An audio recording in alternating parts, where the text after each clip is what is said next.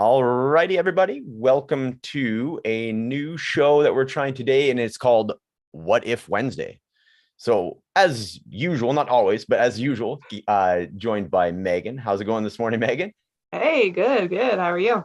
Very good, thanks. Yeah, so we're recording live at about a little after 8:30 in the morning. It's supposed to warm up today, which is nice. It's like still pretty chilly out there, but nice and sunny day anyways. So yeah, we're gonna start the day right here. This is anybody that saw the end of yesterday's episode would kind of know what this is all about, but I'll do a quick explanation, obviously.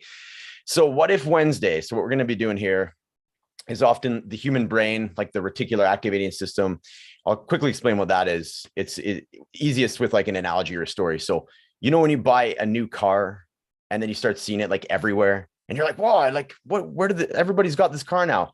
And it feels like, everybody bought the same car as you. But in fact, what it is your reticular activating system of your brain is like filtering out everything else and is kind of finding these things. So knowing that and knowing that the brain is like a problem identifier, it's just the nature of the brain. In order to keep us safe, is always looking for problems and identifying problems and such. So between the two, like the brain and the reticular activating system of the brain, we can tend to have a negative bias to start our day. For example, like start waking up and go, oh, cold again. Wonder if my car's going to start.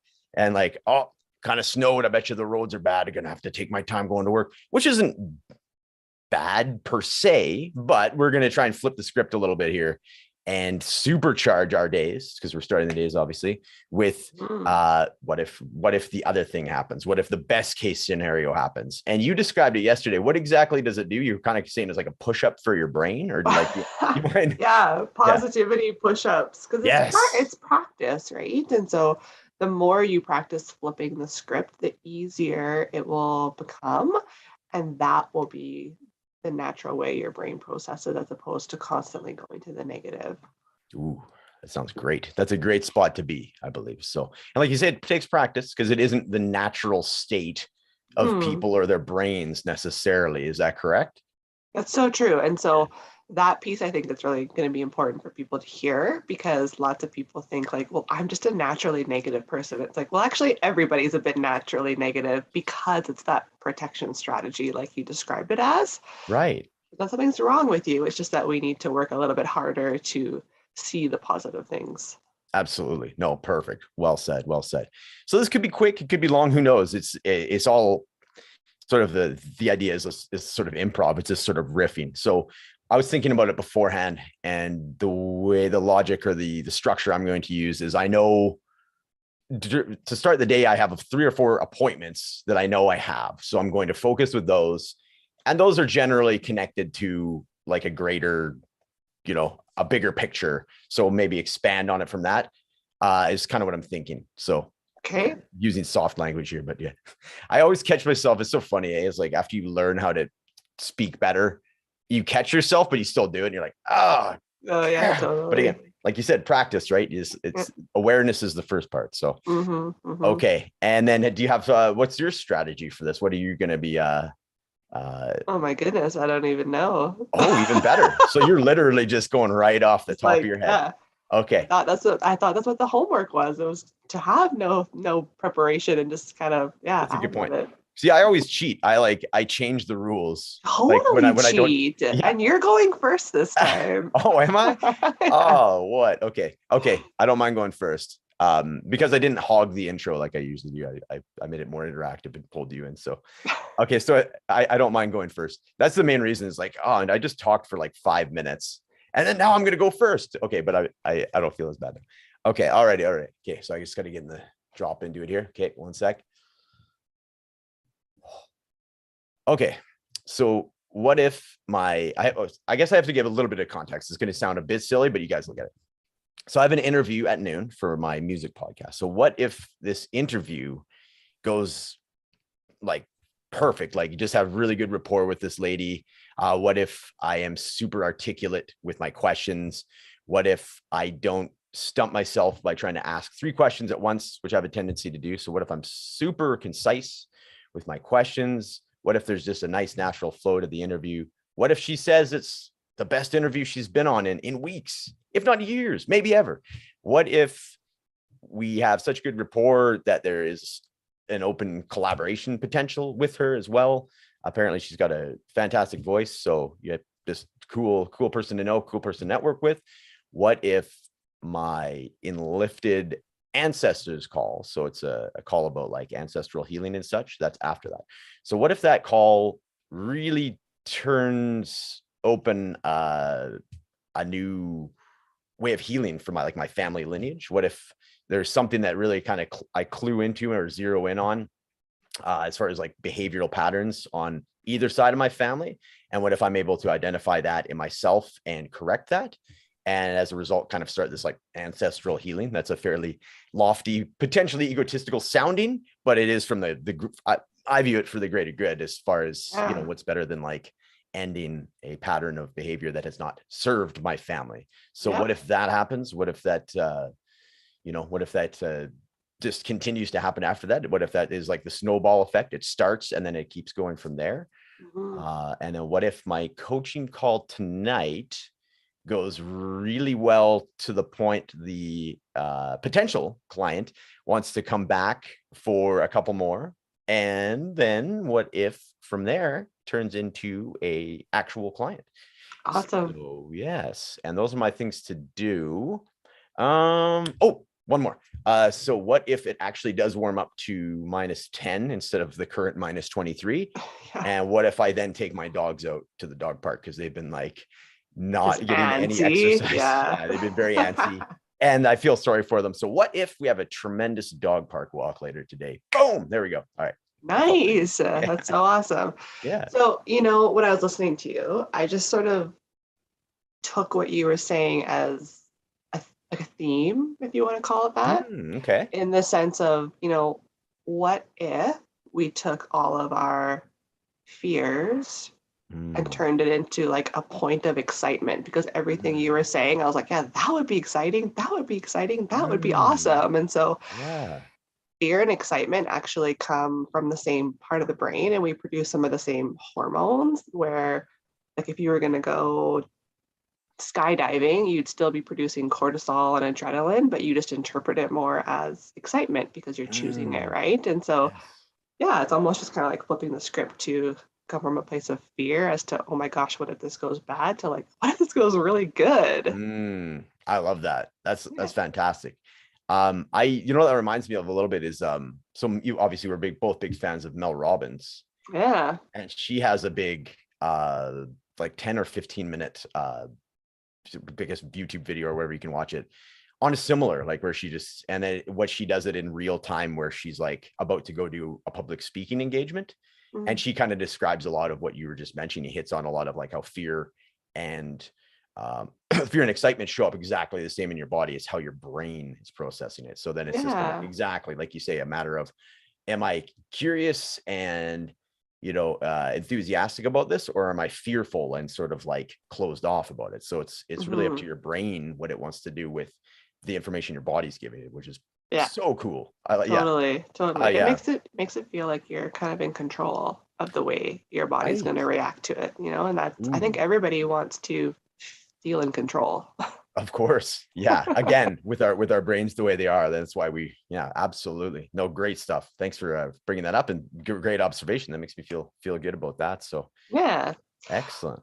Mine, I don't know, isn't as lengthy as yours, because I didn't have as much on my agenda today, but I am working from home, and I have my kids home because we're all sick. And so that can be a stressor for me, trying to balance everything. And so actually, when I woke up, instead of saying this day is going to be really hard, I said to myself, well, what if I just surrender and lean into the moments that my kids need me and use that time to connect with them? What if I put some things on the back burner that are really not urgent and tend to the girls when they need me, and get to have that one-on-one time with them that I haven't had in forever, honestly, because they're older now, they're 2. And even when I reflect back on yesterday, I had said, what if I just surrender to this moment and rock my daughter to sleep, which I literally haven't done in like a year and a half. And so instead of it being a stressor, it was like a really meaningful time for me. So what if I just surrender to today and enjoy those moments of connection? Man, beautiful. Concise. Yeah, no, very good. You're way more concise than me. No, that's great. A lot about that, which I love, is a lot to do with even the theme that you had on Reframe Friday, where you are very deliberate about taking something like, as you say, you loathe shoveling snow. And not only did you do it, you went one step further and helped him shovel your neighbor's driveway. So you're very deliberate about and very sort of logical. Okay, so you're like, I have this and this to do today. But in the background, or what could have been in the background, is your girls aren't feeling well. So you shifted the priorities to what you actually believe are the priorities. And the things, the brain that wants to be the doer, that wants to say, oh, well, we got to get this and this done. You're just going, no, you know what? That can take the back seat, and my family comes first. So beautiful. I love how you said that in the story about with your daughter for like a year and a half not doing that. That's going to be something you both remember, as opposed to whatever you would have done otherwise, right? So you created a moment, right? Totally. And a lot of that comes from just removing the anxiety from things that I can't control. Like, I can't control that they're sick. I can't control that they're home today, because that's kind of the world we're living in, where if you have a runny nose, you can't go to daycare, right? So they're home and it is what it is. And so how do I remove the anxiety around not feeling in control and make it more that I am in control of what I focus in on today and how the day kind of unfolds? Because if I ignore when they sort of need me and are calling for me and just try and perseverate on the schedule that I perceive I have in my mind, that's like the big part that I perceive I have in my mind, because really it's flexible. And then my mood's going to change, my anxiety is going to heighten. I don't want to create a day like that. Totally. Excellent. I love the idea that's like, it's kind of the opposite of what is counterintuitive in the way, like the word surrender by nature, I think, shows up in people's bodies like, whoa, like that's like there's no control there, when in fact it's quite the opposite, right? It's a weird shift that you have to, it's intentional surrender. Exactly. Intentional surrender. And I used to look at the word surrender and it seemed really negative, or had a negative connotation for me. For sure. Now I look at the word surrender and I almost see it in alignment with peace. Yeah, no, absolutely. It makes me like, yeah, it's something I'm practicing. Again, a recurring theme here is like, you got to practice this stuff, because it does not come natural. Eventually it will, though. Like, when you're practicing guitar or an instrument, for example, after you build up the muscle memory, all of a sudden it does start feeling natural, right? So that's the idea with a lot of this stuff that we're talking about. You do have to set aside blocks like we are right now, right? Because otherwise, best intentions, you might have thought, or like you wake up in the morning, you've probably been doing that for a while. You're like, because everybody, let's face it, your brain, the doer, the ego, wants to start doing and achieving and the to-do list and checking things off, right? That's just the way that our brain works. So it sounds like when you wake up, you check yourself and you go, okay, is that to-do list, that stuff on there, is it like top priority? Is it urgent? Probably not, but is it? Still check it. And B, is it like aligned with my principles or my values? Like, is it like the time with your family obviously is tippy top, right? So and I have like time in the morning where I call it like evaluating. So I'm like inside my mind, but I'm like kind of scanning and evaluating what is today, what is Wednesday, what's on the docket, and then I'm like rearranging and reprioritizing. And I couldn't do that before. I couldn't really do that 2 years ago. Like, if I had a schedule, that was the schedule. And then anything that didn't line up was incredibly stressful. But now I can like move everything around like Tetris pieces. And it's such a good feeling to know that I'm flexible that way. A question for you. I think we talked about this before, but remind me, do you use that like quadrant system for like, the top part is like urgent, must be done today. The one beside it is like urgent, or like on its way to becoming urgent. Like, I forget exactly how it goes, but do you use something like that, or is it all just literally you have it in your head and you can prioritize that way? It's usually just in my head in terms of I literally see it like a list. And so I guess it's maybe, I guess you see it in like the 4 quadrants, whereas I just like prioritize it from top to bottom. Oh, okay. But yeah, and then it's always like in a constant state of flux. Yeah. And so I see it as always moving. And I can't think of the word now, but it's almost like water, right? It's just like constantly flowing and things are constantly shifting. And so when I began to be able to shift with it, like my whole energy was just different. Cool. No, that's great. Reminds me of there's like the one phrase, I think it's like what was it? Like be firm on the outcome that you want, but be flexible on the way you get there. So, Yeah, right. totally. Like know where you're going to end up, but like you say, it won't be more like water to get there, as opposed to, I can only assume when you had that to-do list that you're like, no, this is how it's going to be done. There was probably so much like resistance and friction and stress and anxiety. Yeah. Yeah. And when people were sitting in front of me pre-pandemic and I used to ask them like where they wanted to be or what they wanted to create, and lots of people would just say, well, I just want to be happy. I would always draw out for them, right? Like, hey, you say you want to be here, but everything you're doing is keeping you over here. So how do we get you over here? It doesn't really matter if you go like this. Right. Just get there. Just get there. Yeah. And don't be frustrated with all the twists and the turns that it took to get you there, because even with today, it was like, well, what kind of day do I want to have today? Well, I want to have a good day. I'm sure most people would answer that, right? I want to have a good day. And so is being flexible on my schedule, knowing that I can, shelve some things today that are not urgent, going to help me create a good day. Yeah. Perfect. I love it. Yeah, that's so cool. Lots of good stuff here. Awesome.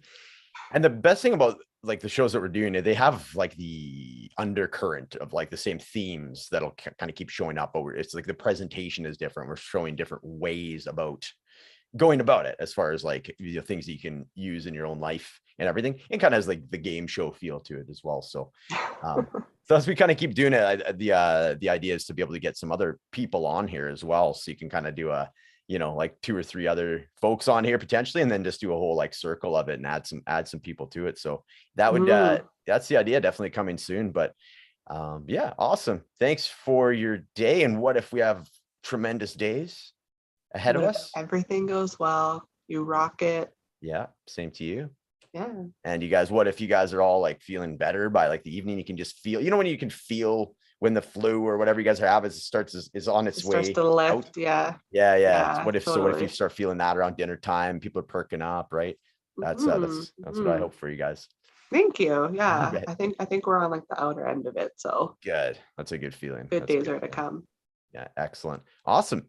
We'll have a great rest of your day. What is tomorrow? Oh yeah, third act Thursday. So still trying to convince my mom to come on the show. Yeah, I was just gonna ask you, is she popping on? Well, she still has some hesitancy as far as a fairly private person at this point in her life. So I said, well, you don't have to discuss your life. We just discuss, mental gymnastics or whatever. Or what do you practicing? What was it? Positivity practice, push-ups. Positivity push-ups. Yeah, that kind of stuff. Because she's full of that as well. So.